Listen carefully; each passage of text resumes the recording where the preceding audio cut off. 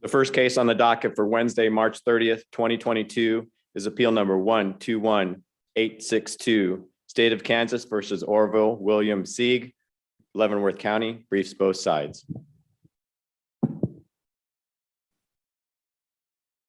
Council, would you please come to the lectern and state your appearances?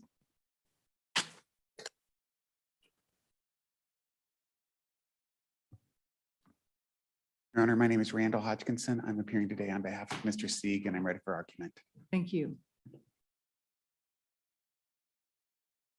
May it please the court, Sean Boyd for the state of Kansas through Leavenworth County. I'm ready and present for argument. Okay, thank you. Hodgkinson, when you're ready, you may begin your argument. I might warn counsel, that especially those that are experienced in the courtroom, we have new microphones. And compared to the old ones that were good directionally to pick up sound, these you pretty much have to be speaking into them. So if you'd adjust the mic to where you are speaking, that we would appreciate that, or at least those trying to watch on the live stream would appreciate that. So Mr. Hodgkinson, you may begin. Good morning, Your Honor. My name is Randall Hodgkinson. I'm appearing today on behalf of Orville Sieg.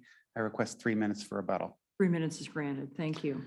Your Honor, this is a possession of methamphetamine conviction out of Leavenworth County, and several issues in this case. I was kind of planning on taking them a little bit out of order, although I know the court may direct me otherwise. But my first topic today was about the second issue in this case, which had to do with whether or not there was any 6455 evidence admitted in this case, and if so, whether an instruction, a limiting instruction, should have been given in this case.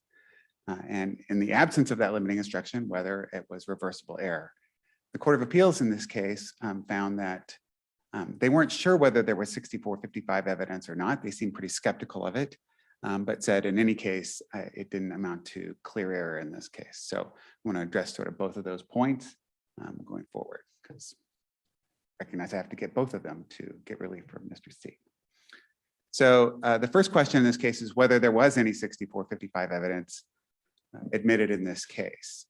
And the court will remember that during the testimony here that an officer had discovered glasses case, an eyeglasses case under the passenger seat where Mr. Sieg was found in a vehicle, and which ultimately was discovered to have some methamphetamine in it. And when asked at trial, the officer said, I thought this was Mr. Sieg's because of word of mouth of his previous conduct and previous associations. And so the Court of Appeals, again, was questioning, is that even 6455 evidence? Is that evidence of prior bad acts by Mr. Sieg on a specified occasion? And cited this court's decisions in Molina and Richmond for its support of its skepticism in this case, I guess. And so I guess I just want to address those things and assert and urge this court to find and clarify that evidence of this type is prior bad act evidence as contemplated under that statute. The statute 60-455 is designed and intended by the legislature to preclude or regulate the use of propensity evidence. That this idea that, somebody did something on a prior occasion, that means they probably did it on this occasion. But it's not on a prior, it's on a, the statute is specific about being on a specified occasion. And that's where the Court of Appeals disagreed with you, was you were, the statement that was made was fairly broad, and they're saying it just was an event. So let's confront that. Sure, and they cite this court's decision in Richmond, for that proposition. But I would, and don't need to, but I would urge this court to, when you look at Richmond and what was really being decided in that case, Richmond was a case where the statement in that case from Richmond was that, they were some kind of questioning in a murder case about a previous, maybe a previous incident, because that client had a previous conviction for murder. And Mr. Richmond made statements to a police officer during an investigation about, do you sell crack cocaine? He said, no, I rob and kill people. But when you look at the district court's decision in Richmond, the district court said that isn't talking about some prior offense. It's talking about his identity today. And had it been talking about a prior offense, even though we didn't necessarily specify the date, that would have been prior bad act evidence. that if it was referring to something, even if we don't specifically refer to a date, it's still prior bad act evidence. I mean, it seems like I'm not sure you need to argue the way you are. It's not that it has to be so specific that somebody's giving a date, but you have to have an event, a specified occasion, right? There has to be something, there has to be an event. Yeah, it has to be conduct. But the testimony in this case was prior word and mouth about, it was about behavior, not just like reputation. Well, is that true? I mean, to me, it seems more like character or reputation evidence than it does pointing to a specific bad act or prior act or other act. Well, I guess, What's the line? What's the, what distinguishes one from the other? I sure, guess? yeah. And this wasn't objected to on an evidentiary basis. So we don't have sort of any sort of analysis of it from a, is it reputation evidence or something like that? I suppose it could be. I don't think they're mutually exclusive. It's not one or the other necessarily. It's not either or necessarily. So it could be that it's prior bad act evidence and reputation evidence. I'm not aware of any authority that says they're mutually exclusive. But So- would we look to those reputation and character statutes for guidance? And they do distinguish the difference between broad generalities versus trying to prove acts by a prior example of the person exhibiting that characteristic. So is that a good analogy to draw? And we pull over that same distinction into this area? Yeah, part of when I think about this and think about the analysis is what's the probative value of this if it's not referring to specific past conduct? That it's difficult to understand that. Now, I guess my answer to you, Your Honor, is I don't know. I haven't thought it through the lens of 47 or whatever the statute would be for that. I haven't thought through that lens and the cases. So I don't want to overstep my answer on that. Well, if you, oh, sorry, you want to finish your answer? I thought you were finished, but if you look at Officer Garver's testimony, what specific occasions does he reference in that testimony? He says, he's stating a conclusion that he believes that the drugs that were found in the eyeglasses case under the passenger seat in the vehicle were Mr. Sieg's, that he possessed the drugs based on word of mouth of prior behaviors. I think we can read into that. I don't think it's a leap to say what behaviors. I don't think he was delivering flowers or selling Girl Scout cookies. That it was prior behaviors that would lead to the conclusion is that Mr. Sieg had other involvement with possessing drugs or some other sort of bad acts. But that's the natural and really the only natural inference of that. If it's not that, I'm not sure what the probative value of it is at all. Well, then how do you define specified occasion under 455? To make it fit such a broad characterization.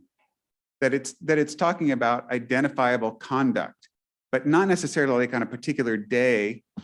Again, if not, it goes back to your question. This idea of, is it the case that, look, we all agree that you couldn't say, I arrested him for possession of drugs on September 9th under the statute, but I can say I arrested him for possession of drugs sometime in the past, and now we're not under the statute. If that's the case, I don't even understand why it was a statute. That's rendering the statute completely ineffective.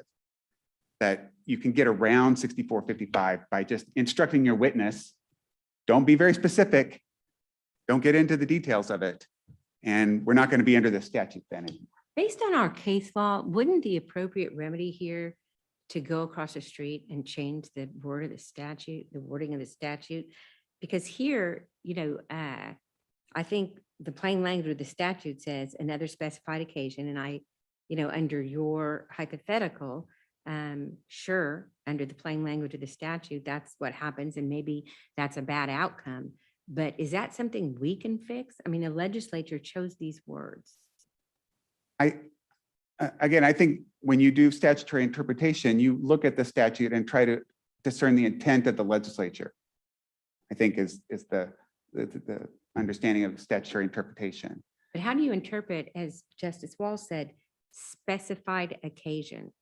I mean, how would we, what does that mean? Specified, it's pretty clear, you know, what that word means.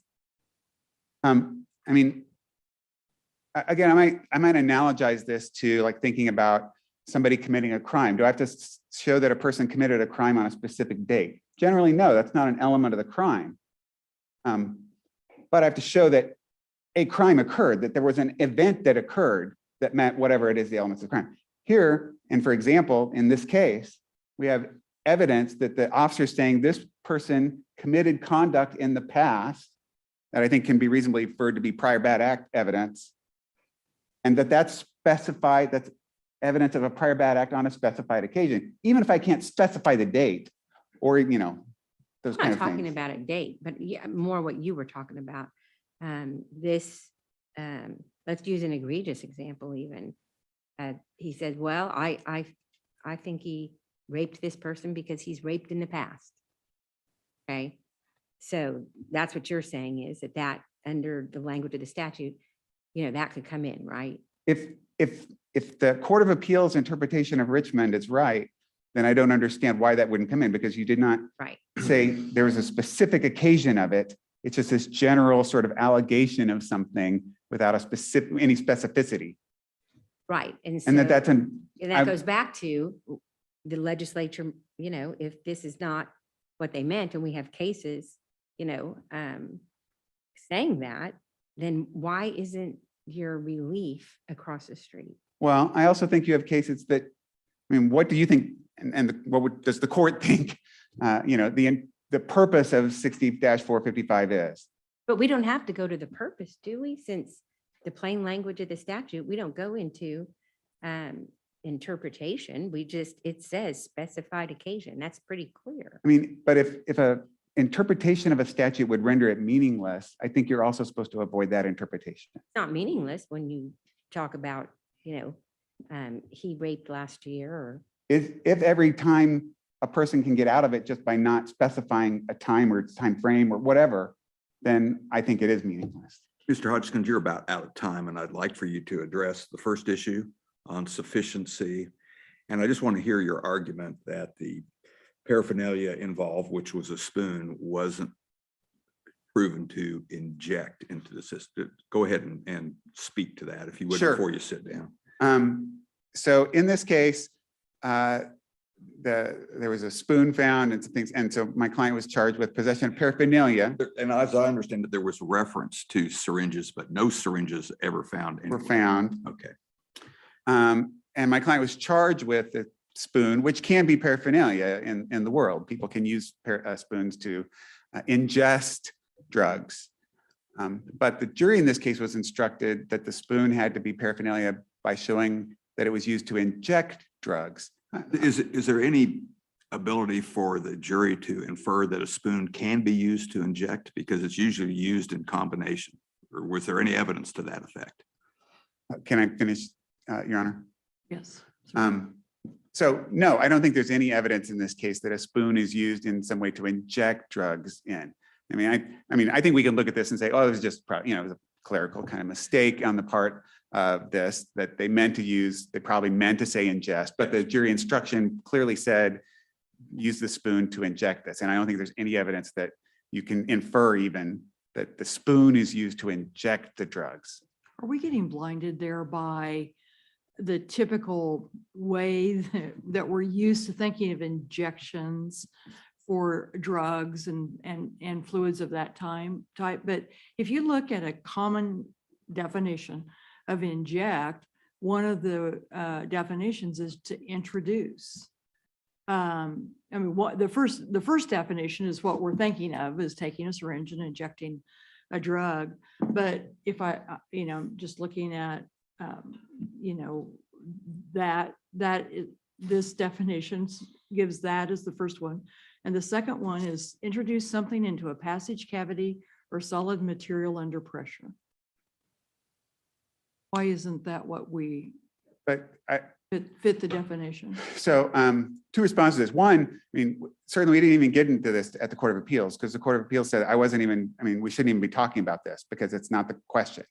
They said the question isn't whether Mr. Sieg was using the spoon to inject. So that's not even part of the Court of Appeals decision.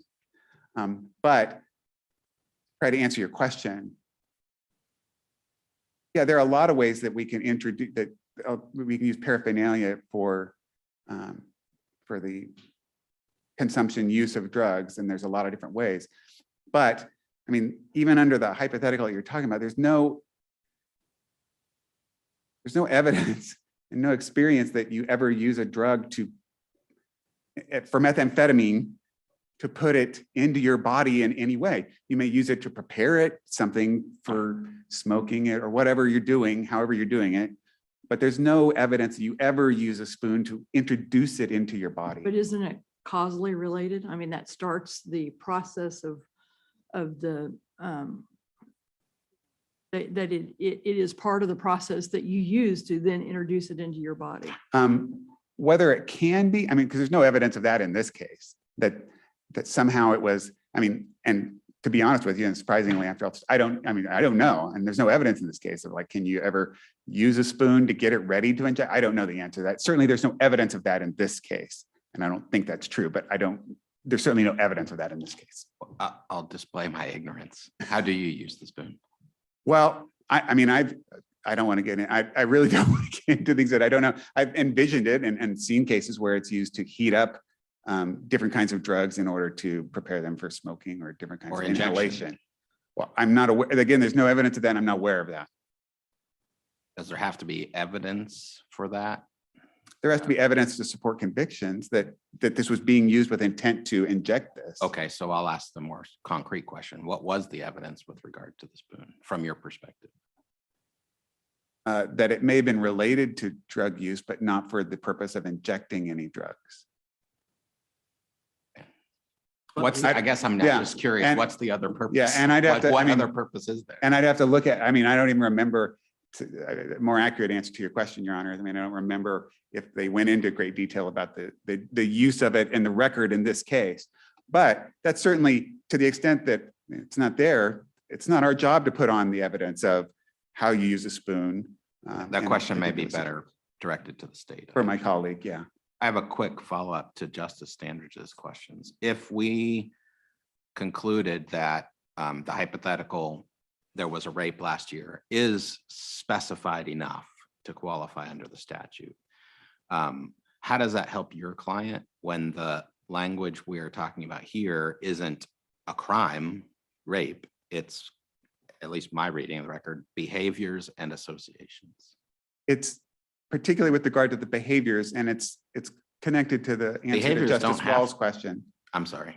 That in the context, when the officer is saying why, he's saying, I thought these drugs were possessed by Mr. Sieg. And the reason for that is because of his prior behaviors. And aren't there behaviors that are non-criminal, which could still be relevant to the question of possession? In other words, I don't see that the word behaviors necessarily suggests a prior crime or civil wrong. I'm not aware of anything like that, Your Honor. I mean, the inference is that the reasonable inference is, hanging out with known drug dealers, let's well, say. that might be the association side of it. It's also behaviors, isn't it? Well, he said behaviors and association and associations. So, I mean, it's our argument that the idea of behaviors is different than association. But your argument would require us to interpret the word behaviors as meaning crimes. It has to be in the context, in the right? context of the answer, yes. That otherwise, I don't understand the probative value of it at all. Don't mind. I want to move you back to issue 1 again. And so one issue you had under this sufficiency was the spoon. The other was the junction and with the pipe and the spoon. And so this is my kind of me asking the analytical process to go through on this whole sufficiency thing. only the legislature can specify the elements of a crime, right? Yes. And it seems to me your conjunction argument, the pipe and spoon or whichever order, is trying to say that, to me, is saying that the court's adding its own element to the crime. In other words, in order to find this possession of drug paraphernalia, you have to find that both the pipe and the spoon were used for these purposes, where I think you could be convicted of that crime for possession of one or the other. So it's your, I hate to use the word inject, but it's your use of the word and. It seems to me you're saying the court can change the elements of the crime. So how am I wrong about that? So only the legislature can write a crime, but under due process, the state can charge something that's more specific than that crime. And under due process, then the state has to prove the crime that they charge. I think that's a fair statement. And so to the extent that the state in some way narrows or limits or whatever, its allegations in its complaint, its charging document, then I think the state has to prove what it charges. It's not changing the elements, it's not redefining the crime, it's looking at what did the state charge. And then, importantly for our second part of our argument, when the judge instructs the jury, again, that's not changing the elements of the crime, but when we're reviewing a conviction, we have to say, what did the jury actually find? And lay the evidence up against that. And how can a jury find anything but except what they're instructed on? But I'm looking at the charging document and I don't see the word and in there. The word and that you've been focusing on in your brief, as I understood the argument, came from the instruction. And that seems to me to be an argument that says court's instruction can change the elements of a crime. It's not that it changes the elements of the crime, it's that it tells us what was the jury told they had to find in order to convict this person. That's the same thing as redefining the crime. The instruction can't redefine the crime, right? The instruction tells the jury, here are the elements that you have to find in order to convict this person. Right, but if the instruction adds an element that's not in the statute, what do we do with that extra element? To me, if you're saying you have to, that in order to be convicted, you'd have to do both because of what the instruction said, that's redefining the statute, the way I'm looking at it. Well, I disagree. I don't think it is. I mean, I think, again, that these are different things. There's the definition of the statute, the definition of a crime by the legislature, the charge, which, has to at least, have those crimes, but is not necessarily have to be identical to that. But when the state does charge something, some part of it, then they're restricted to proving that. And that the instruction then is telling the jury, here's what you have to find in order to convict this person. And then if we can assume then that that's what the representation, that this is what the jury found in order to convict this person. And that then an appellate court would be reviewing that. Questions? Thank you, Your Honor.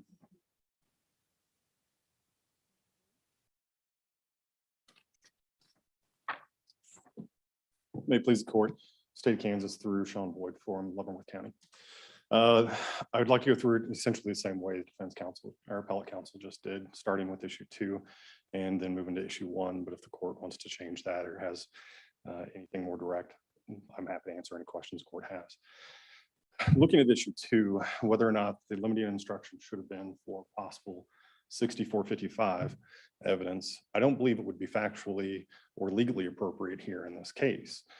What 6455 specifically lays out, it's much more specific than whatever came in this case. It's for evidence of prior crimes, specific crimes or wrongdoing on a specified occasion. And that is not what we have here. The exact quote that Officer Garver gave, more than just the behaviors and associations, was when defense counsel had asked him what makes him think the drugs and paraphernalia are Orville Sieg's. He said, based on my observations of what the defendant was doing when I pulled him over, along with the area they were in prior word of mouth of his behaviors and associations. I believe the narcotics belong to Mr. C. Now, that is also after Officer Garver had been on direct.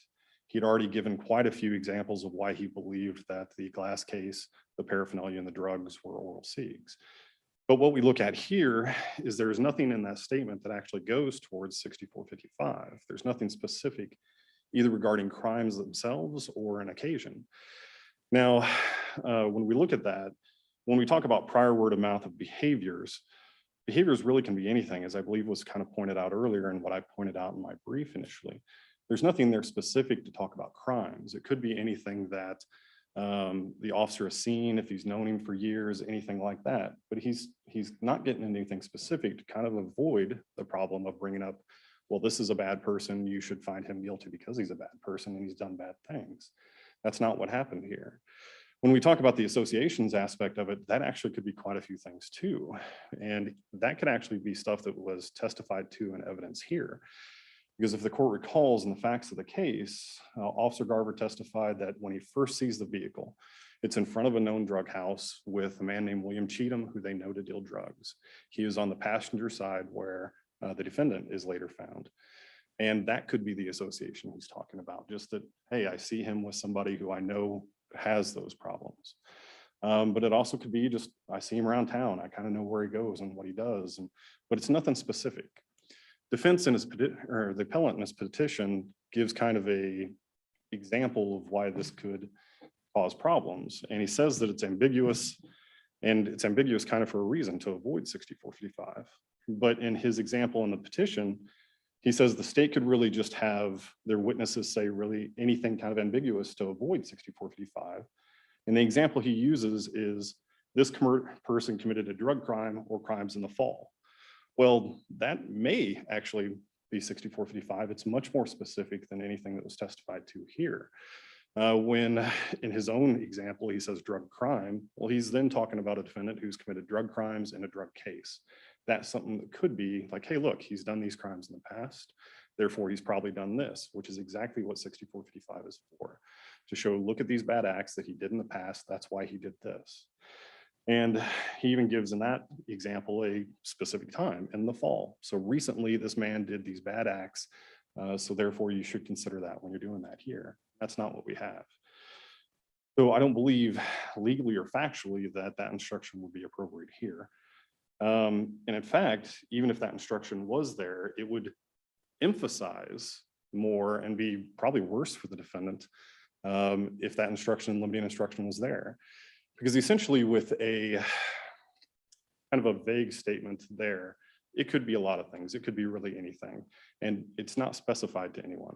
But if that limiting instruction is given, then you are clearly pointing out, well, that vague thing that we just talked about, that is a bad act. That is a bad act this person just did. And so even if the court finds that that instruction would have been legally or factually appropriate, I think that would have still given a better chance for the state to get the conviction that we did. And looking at the evidence itself, when we look, if the court does believe that this would be legally or factually appropriate, then would the court be convinced that the jury would have reached a different verdict? And I don't think that's the case here, because if that instruction was given, it would give more emphasis that Orville Sieg's done bad things, that he's that those could have been crimes instead of something kind of not specific. And the evidence, though, itself was still pretty overwhelming for Orville Sieg. So I don't believe a verdict would have been any different. But what the defense is asking you to do would be a very large extension of what 6455 is. It would essentially say that anything that could possibly be taken up as maybe bad acts or prior bad acts should get that limiting instruction. And there's a lot of reasons defense attorneys don't do that. Again, not to draw more emphasis to it would be just an example, but it would be a very large extension of what the legislature has set up to be 6455. So given all that, I don't believe that the instruction itself would have been factually or legally appropriate. And even if the court does find that it would have been, I don't think. If anybody has questions on that issue, I'll be glad to answer those. If not, I'll move on. When we look at issue 1, the insufficiency or evidence for the paraphernalia.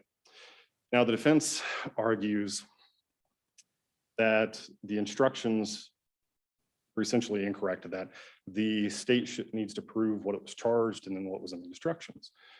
Well, in the instructions, what we end up having is the elements of the crime are correct. They are what was charged initially. The charge for the possession of paraphernalia was charged that the pipe and the spoon were used to ingest, inhale, inject, or otherwise introduce a controlled substance into the body. And that's the evidence that came into court. The evidence from Officer Garver was that based on his training and experience, that the pipe and the spoon are both paraphernalia, drug paraphernalia that he knows is used to ingest narcotics into the system. And the specific word he used in his testimony was ingest. I don't want to characterize as being picky or not picky, but inject is what was in the instruction. Well, but the inject was in the instruction for the definition section. The actual elements of the crime itself and the instruction there still said to introduce. And that is really the evidence that came in, that it was to ingest. So what do we do with that kind of inconsistency or contradiction or lack of inclusion of the right word? Is there anything we do? Because you're right, it's the injecting is in the definition part of the instruction, but the instruction itself that instructs on the crime, it's not there. So what do we do with that? Well, in looking at that, if we look at the instructions as a whole, and I made this argument in my brief as well, if we look at all of that as a whole, I think the jury still can find that the defendant was guilty of the possession of paraphernalia. What we look at with that paraphernalia itself was that it was we have a pipe that had the defendant's DNA on it. The spoon itself had, it was packaged in the eyeglass case with the pipe that had the DNA that also had residue. The spoon itself also had residue. It was also all found in the same case with the methamphetamines. So when we look through the instructions, the elements themselves were correct. The definition was wrong, essentially a clerical error. But even as we go through the instructions themselves, there's an instruction that talks about that the jury can make they can use their common sense, their life experiences essentially to examine the evidence. And if they do that and all the instructions as a whole, I still think that we're fine there, that the instruction for the possession of paraphernalia goes to introduce. While there may be a clerical error, I don't think that makes it completely false. Now, would that be legally or factually appropriate? Possibly. I do think that it was a clerical error essentially on that second one that was never objected to by the defense. Let's follow up on this clerical error because, and again, I'm trying not to be too picky, but at the same time, statutory interpretation tells us that when the legislature uses different words, they're supposed to mean different things. Otherwise, they'd be unnecessary. You've got a statute here that says, possession with intent to use any drug paraphernalia to inject, and then it says, comma, ingest, inhale, or otherwise introduce. And I realize they're trying to throw a pretty big net over everything. They're separate terms in the statute. And then when we get to the instruction, even if it's a clerical error, picked one of the terms and not the other.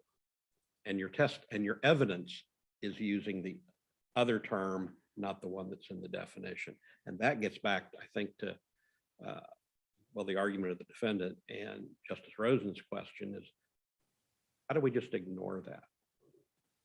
Well, the interesting thing about the possession of paraphernalia statute, when we start talking about ingest, inject, inhale, or introduce, all of those are things to introduce like drugs into the system. If you inhale something, you're taking drugs into the system, you're introducing into the system. I think it's kind of a broad, and it's hard for me to get into statutory interpretation or their legislative intent when they chose those words. But all of those are words that essentially mean to introduce. And that's the word that we use during the instruction. So when the officer says that they're there to ingest, and that ingest can be putting it through the mouth, introducing that into the system. Injecting, as was brought up earlier, can be the same thing, that you're taking those items that you're inhale, ingest, all of those are essentially kind of, it's just different processes to do it. Could just be And again, it's speculation on my part, and I hate to do that. It could just be the way that they kind of put a broad brush to show, are you using drugs with this item? So, but past that, I couldn't tell you what the legislative intent was. Trying to apply the statutory interpretation rules. Let me circle you back to the question that I asked toward the end of defense counsel. You would agree that it's the legislature that has to define the elements of the terms, that a court has no ability to add terms, add elements to a crime. I would agree with that, yes, Judge. And you'd also agree that you're bound by your charging document. I would agree with that, yes. So the discussion here with this first issue is, what role do the instructions play? I think- And it becomes really complicated, it seems to me, because we have instances with alternative means crimes, and we have options within means, and states have to elect, and usually those elections are, made in instructions, or I suppose in the closing argument, if you're really getting dicey about it. So the discussion here is, what role do the instructions play? And I won't disagree. Sometimes it can be confusing for some of those. I think the instructions themselves play a role to guide the jury in deciding whether or not that person is guilty. And we've met out that each one of these elements that make up the crime are found to make him guilty or not guilty. And in this case, I think that is essentially what happened when we laid out those elements. Now, the charging document itself and the elements that were in the jury instructions were very similar. The elements in the jury instruction did take out inhale, ingest, or and just left it as introduce. But that was also in the original charging document. So when we look through this case, the state did present evidence that would have fit the charging document itself, but we also presented evidence that these drugs or this paraphernalia would have been used to introduce drugs. So I do believe that we have to follow what is on the charging document, sometimes make decisions, clarify that into the jury instructions, but we did that and we clarified it down to introduce. And I think, so either way, I think here, even if the court does find that this was an error, clear error, I don't think it would have changed anything here for the jury, and the verdict wouldn't have been any different. That'd be if we were here on an instructional error, but this is framed as a sufficiency question. Sufficiency question even apply. Instruction does something that adds an element. Jury needs to find that the statute and the charging document wouldn't require. See the distinction I'm making? I do, and I think I'd hate to speculate on that because it was never briefed, it was never brought up before. The defense did kind of do the position that we have to talk about the possession of the spoon and the possession of the paraphernalia, or I'm sorry, the possession of the spoon and the possession of the pipe are both paraphernalia. But I'm not sure, and I'd hate to tell you wrong. Is the jury permitted to use their common knowledge They are. about spoons and pipes? They are. Or does the state have to put on concrete specific evidence about the manner in which the paraphernalia was used to introduce the drug? And I'm sorry, I didn't mean to cut you off. They are. They're even given that instruction that they're used their common sense. And that's one of the things that I even argued in my brief, that spoons are very commonplace. It's something that we see it in TV and movies all the time, and how spoons are used in. Now, And am I correct, using my common knowledge, as limited as it is, that a spoon could be used to both ingest or inject a drug into a person's system? it can be even for methamphetamines, because methamphetamines actually can be taken and chewed, and you can also. You could use it like you use it when you eat your yogurt. I Right. mean, or you could use it as one step along the process of putting it into injectable liquid form. So I believe so. I see that I am out of time. If there are any more questions, I am happy to answer those. Otherwise, I'll rest on my brief. Thank you. I appreciate it. Hutchinson? Just a couple of points, and I guess on the last, one of the last points I want to get to. I mean, jurors can use sort of common knowledge about common things, but I hope that that the rule isn't that we can have convictions affirmed based on what I know from TV or TV shows, because that's not a very, I don't think that's necessarily very accurate. I mainly wanted to respond to my colleague's note that I didn't get to very well on my argument about the second issue. The Court of Appeals said they weren't sure whether it was prior bad act evidence, but even if it was, and a limiting instruction should have been given. It wasn't clear error, and my colleagues suggest here that the evidence was so strong against Mr. Sieg that it wouldn't have, even if we're right, it wouldn't have made any difference. I first of all would dispute, the evidence was entirely circumstantial with regard to possession of these drugs. And I know circumstantial evidence can support a conviction, but it's also not direct evidence. The evidence was entirely circumstantial. And by the way, how's the best way that I know that if there's a real possibility that there could have been one or more jurors that came to a different conclusion? Because they did in the first trial. In the first case, there was a hung jury, and based on the presentation of evidence, one or more jurors had a reasonable doubt based on the evidence. So I think there is a real possibility that if this court finds that a limiting instruction was appropriate, that could have made a difference, because that's the type of case this is. Thank you, Your Honor. Thank See you. you in great bed. Thank you to both counsel for your arguments today. The court will now take this matter under advisement.